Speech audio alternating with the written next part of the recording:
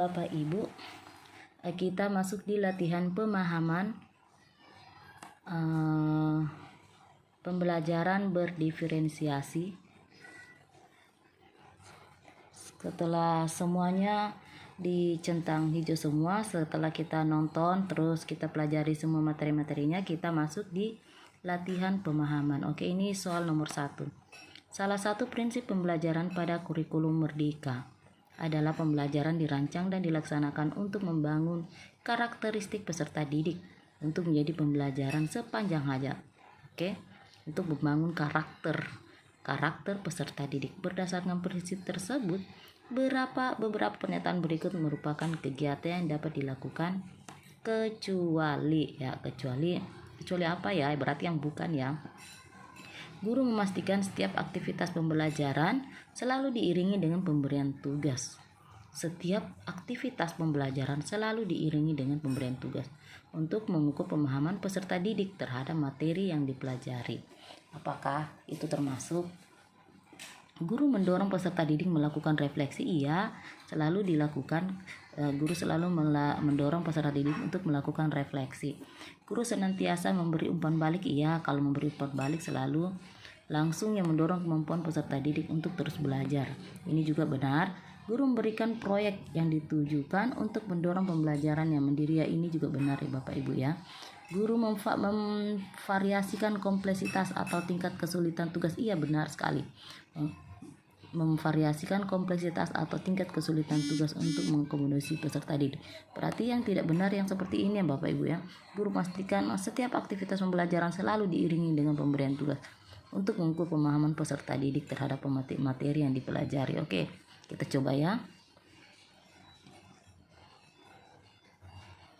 Alhamdulillah ini benar ya. Tercentang. Yang selanjutnya kita lanjutkan lagi. Oke Bapak Ibu, ini soal nomor 2.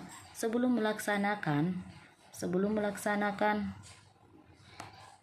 pembelajaran, Pak Hafiz mengadakan asesmen awal untuk mengetahui profil belajar peserta didiknya. Dari hasil asesmen awal tersebut diketahui bahwa 45% peserta didik memiliki kecenderungan gaya belajar visual, 15% kinestetik, dan 40% auditori. Jadi, Pak Hafiz juga memperoleh informasi bahwa secara umum peserta didiknya memiliki kecenderungan minat yang relevan dengan gaya masing-masing. Berdasarkan data tersebut, Pak Hafiz merencanakan pembelajaran yang berdiferensiasi pada elemen proses. Ingat ya, pada elemen proses. Sebagai berikut, kecuali. Berarti yang bukan lagi Bapak Ibu ya, kita cari lagi. Guru memberikan kesempatan kepada peserta didik untuk mempelajari sumber belajar dalam bentuk modul digital interaktif. Peserta didik beri kebebasan untuk mengapresiasi pembuatan laporan hasil observasi seperti laporan tertulis, PowerPoint, video, poster, maupun bentuk lain sesuai dengan bakat dan minat. Peserta didik diminta mengamati dan mendiskusikan isi video untuk memperoleh pengetahuan baru. Ya, ini benar. Guru memberikan kesempatan kepada peserta didik untuk melakukan praktik bermain peran agar mereka lebih memahami penjelasan guru. Guru membuat beberapa sudut belajar atau display yang ditempel di tempat-tempat berbeda untuk memberikan kesempatan peserta didik bergerak saat mengakses informasi. Ya, ini juga benar karena ini menarik.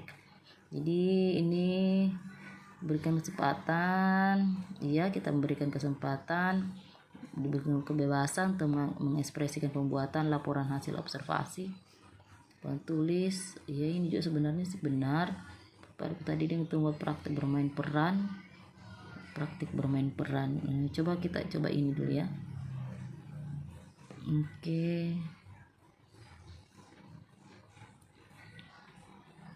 Oh ya, berarti ini yang benar Bapak Ibu ya. Peserta didik diberikan kebebasan mengapresiasikan pembuatan laporan hasil observasi. Oke, kita lanjut. Kita lanjut di soal nomor 3. Soal nomor 3, implementasikan kurikulum Merdeka mengedepankan paradigma baru dalam pembelajaran, bukan dalam arti menghadirkan konsep dan prinsip pembelajaran yang sepenuhnya baru. namun lebih pada upaya untuk memastikan terciptanya praktek pembelajaran yang berpusat pada peserta didik. Penerapan paradigma baru dalam pembelajaran dimaksud tergambar pada beberapa kegiatan kecuali ini kecualinya lagi. Berarti yang bukan lagi Bapak Ibu ya.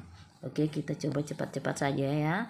Pada awal tahun ajaran baru, guru berusaha mencari tahu kesiapan belajar peserta didik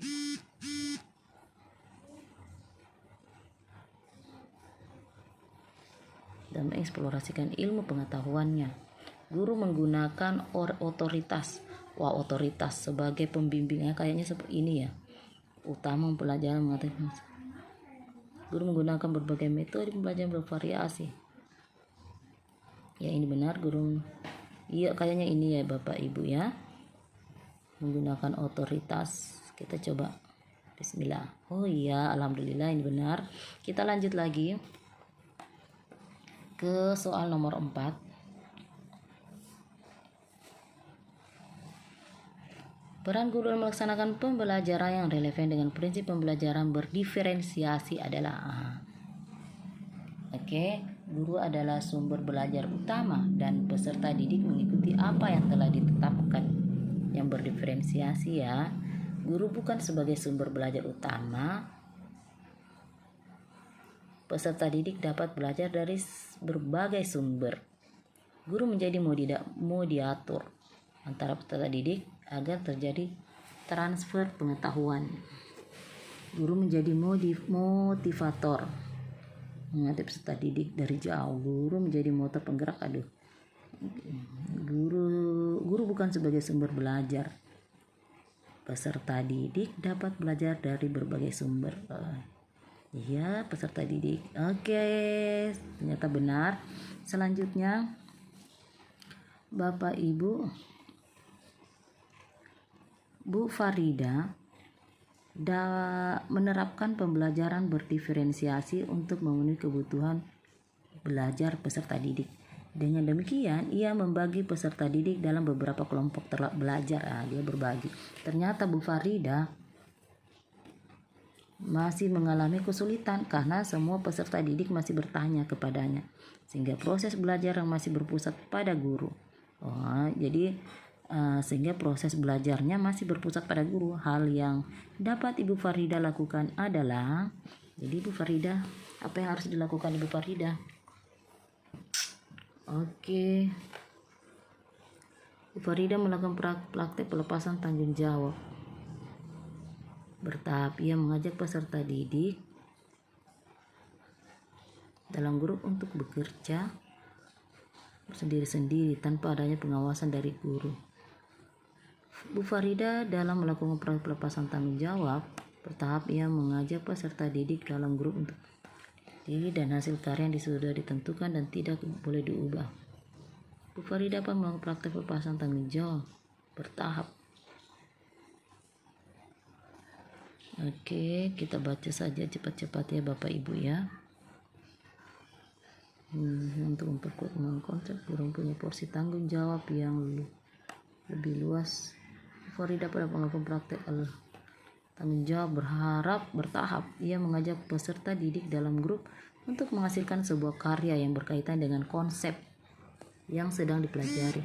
Peserta didik bekerja sama untuk memperkembangkan konsep karena mereka mempunyai porsi tanggung jawab, sehingga peserta didik dapat mengaplikasikan sebuah ilmu. Guru dan peserta didik semua salah. Oke, guru dapat melakukan praktek tanggung jawab menghasilkan sebuah karya berkaitan konsep. Jadi peserta didik, guru peserta didik memiliki tanggung jawab bersama selama UKN ini ya. Kita coba. Sudah, alhamdulillah berhasil. Kita ini soal nomor 6. Soal nomor 6, seorang guru mengadopsi elemen-elemen diferensiasi dalam pelaksanaan pelajaran seperti menggunakan bahan baca yang berbeda, peserta didik dan kemampuan membaca yang beragam. Namun beberapa peserta didik masih kesulitan mencapai tujuan pembelajaran. Tindakan yang paling tepat untuk mengatasi permasalahan tersebut adalah ini elemen diferensiasi. Menggunakan bahan baca yang berbeda untuk peserta didik dengan kemampuan membaca yang beragam. Meminta sendiri yang kesulitan untuk belajar lebih keras. Ini pemaksaan, mengurangi tingkat kompleksitas tugas. Meminta peserta didik untuk bekerja sendiri, melanjutkan dengan kurikulum yang terencanakan, dan merevisi pendekatan dan strategi pembelajaran. Oke, dicoba. Oke, nomor 7. Diberikan langkah-langkah sebagai berikut. Peserta didik menentukan tujuan yang akan dicapai dan hal apa yang ingin diketahui. Oke, kita lihat alur tahapan yang perlu dilakukan oleh guru dan peserta didik untuk merumuskan tujuan.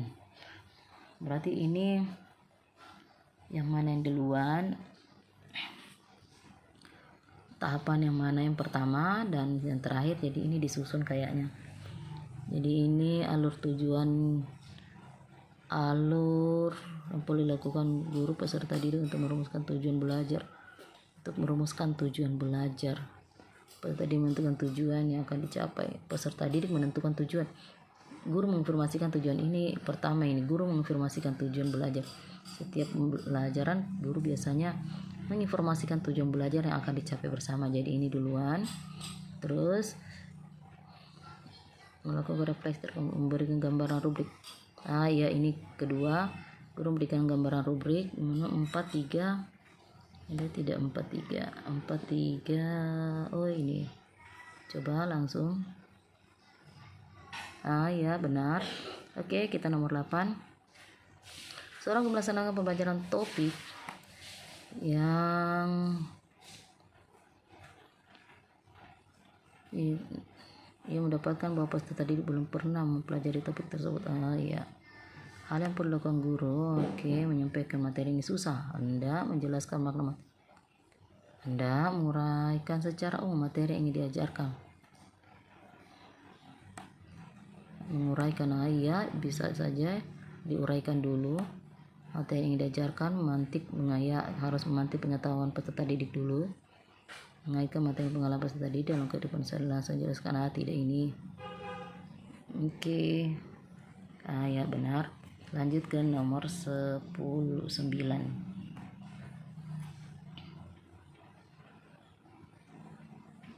Ibu Tina menemukan beberapa peserta didik yang belum mencapai tujuan pembelajaran sehingga mereka melakukan kegiatan remedial. Dia melakukan kegiatan remedial. Langkah yang paling tepat untuk menyelesaikan masalahnya, merencanakan kegiatan pembelajaran berdiferensiasi proses dan konten. Untuk peserta didik yang memerlukan remedial, ia bisa jadi berikan PR banyak, tidak, menghubungkan orang tua anak dan melaporkan bahwa jangan meminta setiap peserta didik untuk mengumpulkan tugas setiap aktif pembelajaran. Ini kan remedial, masa sih meminta setiap peserta didik untuk membuat review materi. Tidak ini. Benar. Oke, nomor 10.